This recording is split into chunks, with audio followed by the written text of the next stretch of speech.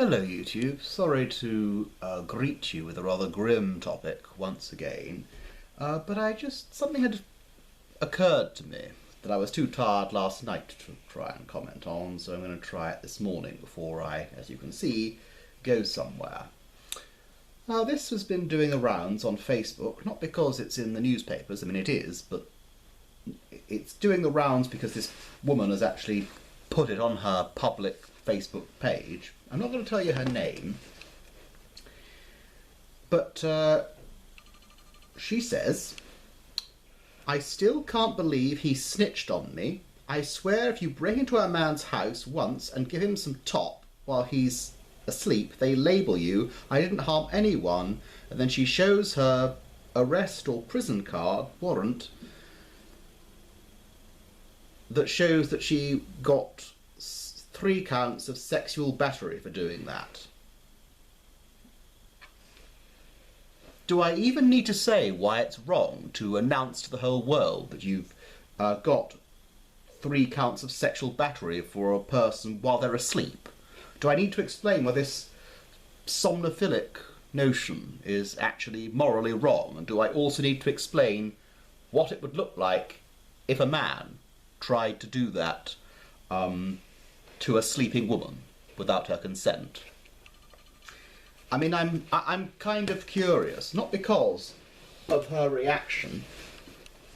Oh, I am confused by her reaction. I'm confused by Facebook's reaction because, again, if someone had been found guilty of sexual battery on a woman, I don't believe for a second they'd still be allowed, and charged for it, I don't believe for a second they'd still be allowed to have access to a computer. At least they shouldn't. But it kind of, again, I don't want to give you the name of this person, but she's a citizen of Florida, but this does get me sort of speaking about a wider topic that I see occurring on both sides of the Atlantic Ocean right now. One of the things that puzzled me most about that was that although there are some in the comments of this thing that are saying, why are you actually boasting to the whole world that you were found guilty of sexual battery on a sleeping person? Some of them are obviously saying things like, oh, well, give me some, give me some. And I don't understand it. I don't understand that other half of it. How exactly did we get to hashtag Me Too and believe all victims and do not pass on rape culture to things like that? I mean, now that I've said the R word, any chance I ever had of getting demonetised has vanished altogether, and I'm barely getting away with putting the S word in the title, as I probably will. But I don't understand it. I don't understand the double standards. I never have. I've seen it before, but that's a kind of real example of it. But it got me thinking to a wider topic of what I've seen.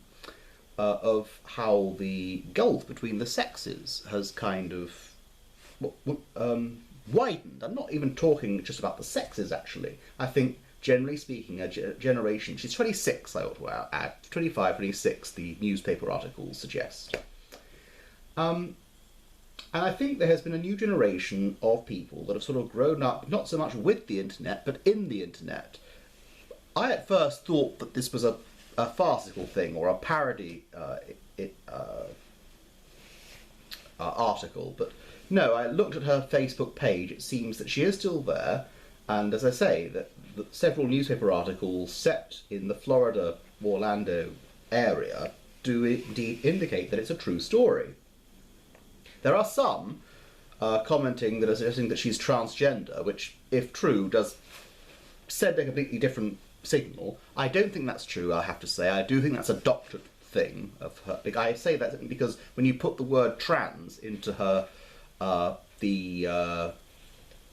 it called, the magnifying glass search engine thing, it doesn't actually show her referring to herself as transgender at all. I think this is just a deviant woman, biological woman.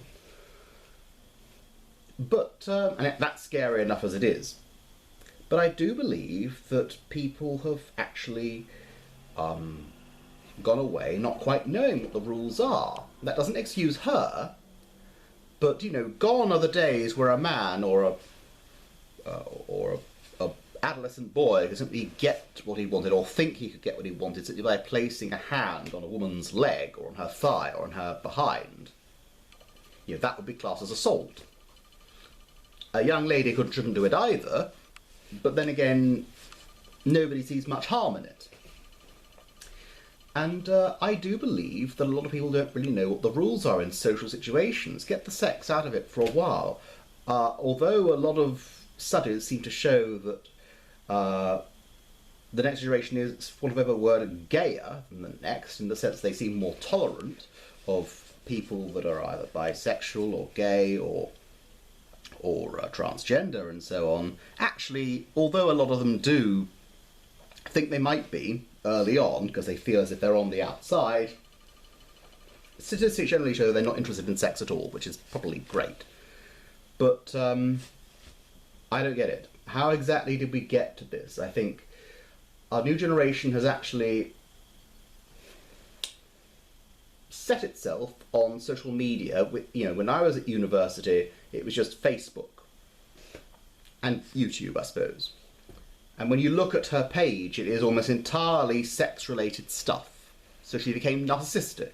I think she became to believe that she was entitled to whatever she wanted, and that's how she got it. And so is that the sort of reason?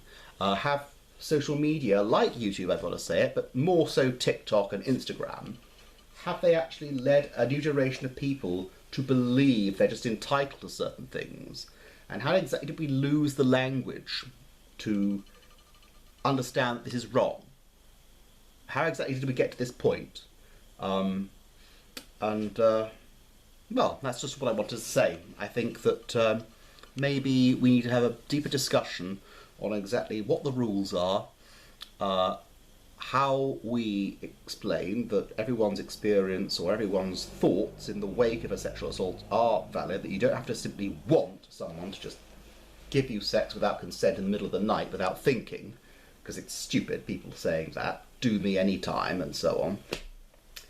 And understand that communication is actually kind of blurred for a lot of people, which again does not excuse her, but it explains her.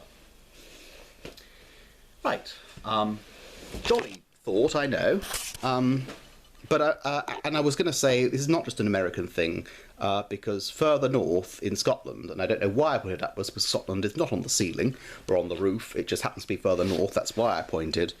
There was that fellow that had, what was it, underage sex with and just got off a light sentence for community service, which is stupid. I don't think that would, I won't say it would never happen in England, but it's not something that would be found acceptable in England. And there was another woman, that was in England, who was charged for sexual assault for making fun of a bald man. Again, I don't understand it. How are we getting to the point where we're trivialising what sexual assault is on the other hand, and not understanding it on another? I'm lost. I don't understand it. Not a nice topic to go out on before I go on holiday, but I just thought I'd want to raise it. Thanks very much. Hope you learned something. Hope you can say something back to me. Did you learn anything from this video? Have you had anything to add to it? Have you ever been sort of unsure about the rules or what the boundaries are? Have you have had cause to worry for a different reason about what social media has done to a new generation of people? I'd like to hear from you if you're there, if you're still living and breathing. I know a lot of you may have wondered whether I am, since I've barely posted, but I thought this was a rather interesting thing, not a nice thing, but an interesting thing to discuss, if you're there, which you probably aren't, because it's first thing in the morning. Thanks very much. Hope you learned something. Ta-ta!